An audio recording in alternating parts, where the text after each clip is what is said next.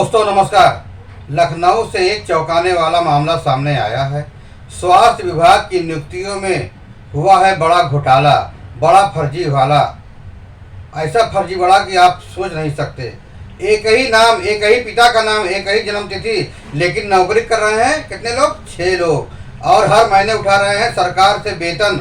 सोचिए जरा, अगर आपका नियुक्ति पत्र किसी और के पास चला जाए और उसी एक कागज पर 6 लोग अलग अलग जिलों में नौकरी करने लगे, तो इसे आप क्या कहेंगे? गलती या फिर एक सुनियोजित साजिश या घोटाला?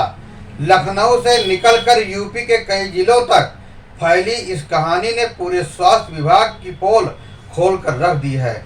नाम एक, अर्पित सिंह। पिता का नाम एक, जन्म तिथि भी एक, वही, लेकिन हर जिले में मौजूद अलग अलग चेहरे।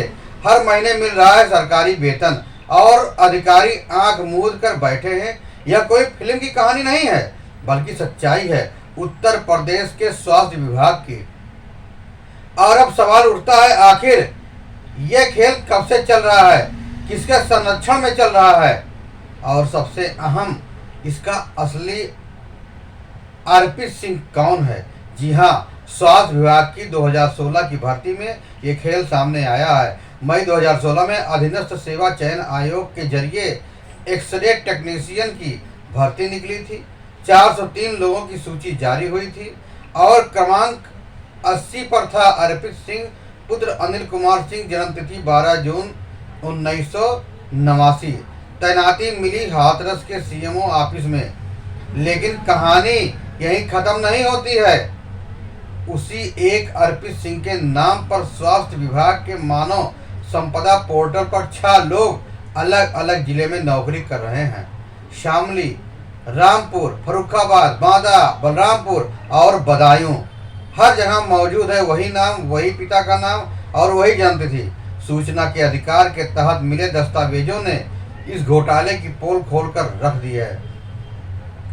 रामपुर के सीएमओ ऑफिस ने जानकारी दी है कि 8 जुलाई 2016 को तत्कालीन सीएमओ डॉक्टर शंकरलाल सारस्वत ने अर्पित सिंह पुत्र अनिल कुमार सिंह निवासी आगरा को नियुक्त किया। वहीं बदायूं से मिली जानकारी में अर्पित सिंह की तैनाती सीएमओ बिसौली पर बताई गई। लेकिन हैरानी की बात यह है कि वहां नियुक्ति पत्र तक नहीं मिला। सिर्फ स्वास्थ्य विभाग वहां निदेशालय की सूची भेजी गई। मामला तूल पकड़ने पर स्वास्थ्य विभाग के महानिदेशक डॉक्टर रतनपाल सुमन ने कहा, एक ही नाम और जन्मतिथि 6 नियुक्तियां होना गंभीर मामला है। जांच कराई जाएगी, फर्जी नियुक्ति पाई गई तो दोषियों को सजा मिलेगी। यानी सवाल बहुत बड़े हैं। क्या ये एक सुनियोजित फर्जीवाड़ा है? कैसे एक ही नियुक्ति पत्र पर 6 लोग सरकारी नौकरी कर रहे हैं और सबसे अहम, विभागीय अधिकारी आंख मूंद कर अब तक क्या कर रहे थे? इस पूरे खेल का सच क्या है, ये जांच के बाद ही सामने आएगा। लेकिन इतना तय है, स्वास्थ्य विभाग की नियुक्तियों पर सवाल खड़े हो गए हैं। कहते हैं कि नौकरी केवल वेतन पाने का साधन नहीं होती, ये मेहनत, पढ़ाई और संघर्ष के बाद मिलने वाला वो मुकाम है जिस पर हर परिवार का सपना टिका होता है। कोई माँ अपने बेटे को डॉक्टर, इंजीनियर या टेक्नीशियन बनते देख गर्व महसूस करना चाहती है। कोई पिता दिन रात मेहनत करता है ताकि उसका बच्चा एक सुरक्षित भविष्य बना सके। लेकिन सोचिए, जहाँ पर एक सच्चा उम्मीदवार सालों की मेहनत के बाद भी नौकरी पाने के लिए दर दर की ठोकरें खा रहा है, भटक रहा है, वहीं दूसरी ओर एक ही नियुक्ति पत्र पर 6 लोग नौकरी कर रहे हैं।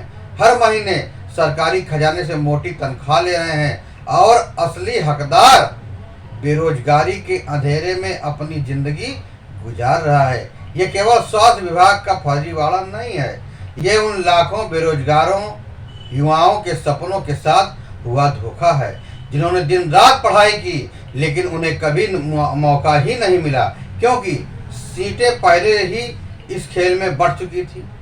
अब सवाल यह है कि जब जांच होगी तो क्या सिर्फ छोटे कर्मचारी ही बलि का बकरा बनेंगे या फिर उन बड़े सफ़ेद पोशों अधिकारियों तक भी पहुंचेगी? जिन्होंने आंखें मूंद कर इस खेल को होने दिया। देश तभी आगे बढ़ेगा जब शिक्षा और नौकरी में पारदर्शिता आएगी, वरना हर साल लाखों युवाओं के सपने इसी तरह किसी फर्जी नियुक्ति पत्र के मकड़जाल में उलझ जाएंगे और इसके बोझ तले दम तोड़ देंगे। अब देखना यह है, क्या यह मामला सिर्फ फाइलों में दबकर रह जाएगा या सच में दोषियों को सजा मिलेगी और हकदार को उसका हक मिलेगा।